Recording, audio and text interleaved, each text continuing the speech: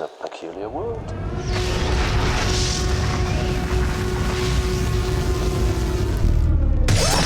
Resident Evil 3 came and went in a blink of an eye. One of those games you finish by accident. It was pretty good though. 8 out of 10. Although it wasn't scary and they skipped the clock tower. But they added a new end area. 7 out of 10. And Nemesis appears less than Mr. X. Or in a more scripted and predictable manner. 6 out of 10. And they replaced the eeriness from 2 for Weird Kings. 5 out of 7 out of 10. And if you played this game, it must have been hard not to cross paths with those complaints about Jill's reimagining, just as last year, Claire's and Ada's and Pretty on Catboy design changes, which can be expected for all beloved characters like your Tifas and your Tomb Raiders and their body measurements. And today's approach for scanning actors for their likeness and or performance, like with our Snakes and his body measurements. Dummy thick. So all those measurements and anatomy got me thinking about the evolution of character designs, or more like lack of consistency. Now, to be honest, I didn't spend that much time playing the original RE3.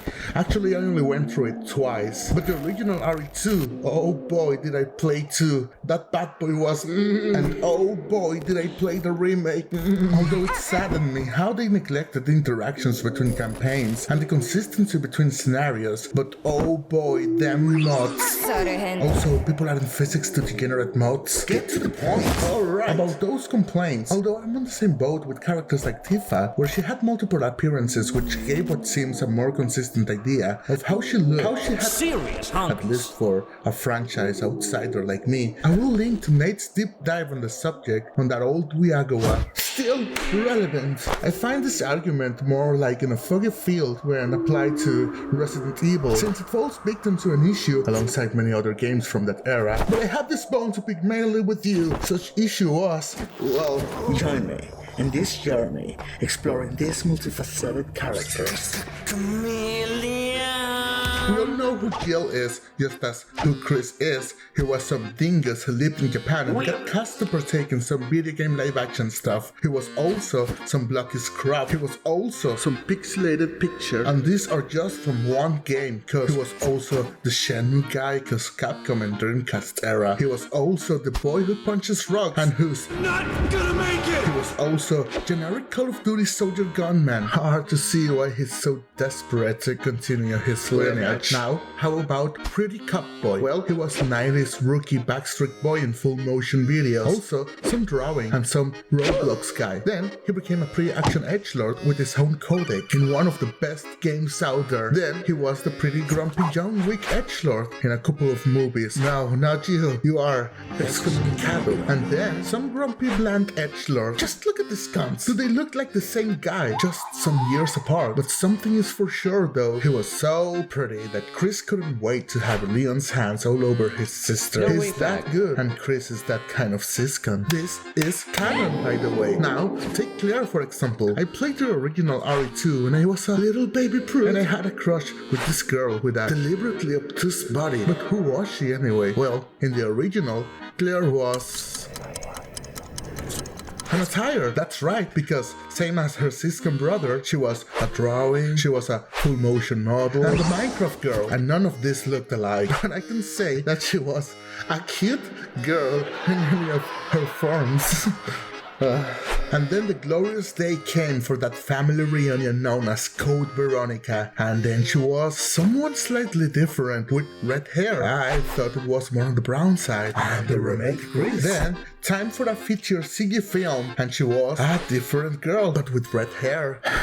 The point is that there has never been some consistency on what they look like outside the color of their wardrobe. And we can't deny that by themselves, they are quite bland. The thing is though, that RE2 was the first entry for both Leon and Claire, so it makes sense to remake that one in the new Imagine universe. But Jill, she has some character, I'll give her that. She's the master of unlock. 10 out of 10, best character, but she has some great baggage to carry on. She was the protagonist for the first game and the first remake. That's right, Chris, you're a freaking side character. So, is the GameCube remake part of this world? I doubt it. Are you going back to redo the remake? I will be down for it. And the thing with such baggage catch is that Jill 2.0, or Julia Butt's model, landed in a privileged position, one that Leon shared after RE4, since both of them had multiple games respecting their designs, which gave some semblance of consistency, and also knowing them. Not enough to call them your friends, but enough to try to cheerfully greet them if you spot them on the street, to which they will blatantly ignore you and walk away. Something that helped on this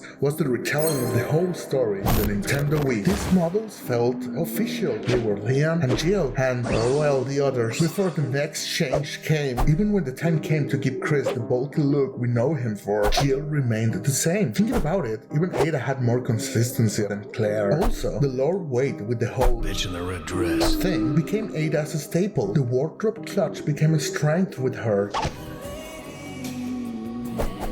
I agreed with some arguments when it seemed that she was going to be portrayed as this noir detective girl, which luckily she wasn't. So the story repeated itself when Jill's 3.0 model was revealed. And oh boy, people were, well, exactly how you expect from the internet. And although there wasn't much to miss from Carlos 1.0 model, this one is pretty...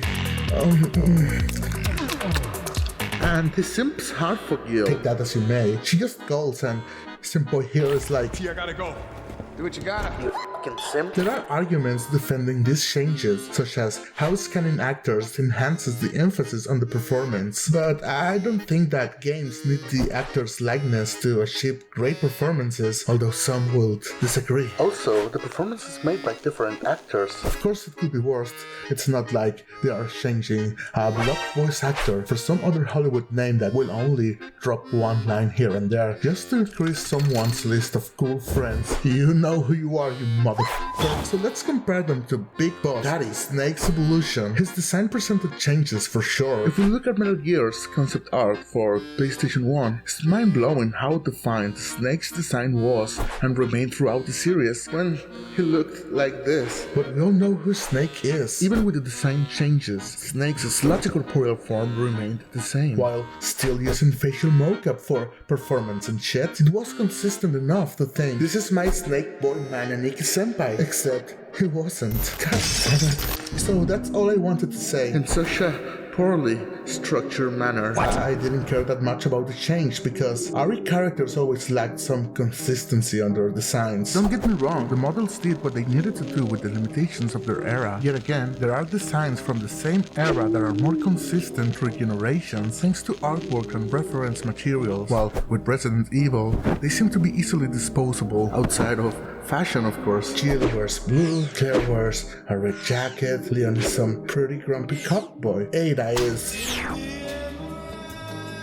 Still, the game is pretty good, and in case you were attached to Jill 2.0, you can always mod the hell out of your game, adding the original models, or not so original ones. Oh dear. Although there's that sad current state in the mod community. There are still faint glimmers of civilization left in this barbaric slaughterhouse. And if you get the luxury to be surprised at how fast they mod things, 3D animators are in a whole other level. The Elite Squad, putting AAA studios in shame, comparing the quality they put into their degenerate animations. I wonder, could this be the golden age of Red 3, 4.